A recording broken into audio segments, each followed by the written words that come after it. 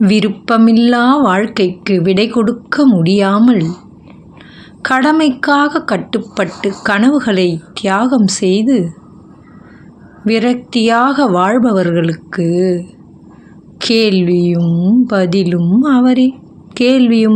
அவரே. இல்லை, குறையே பெரிதென்றால் குடும்பமே உனக்கில்லை.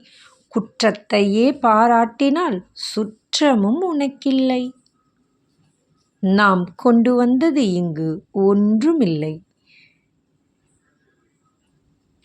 இருக்கும் வரை நாம் மகிழ்வோடு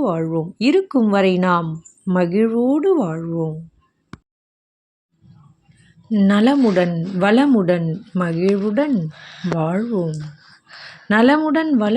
மகிழ்வுடன் வாழ்வோம்.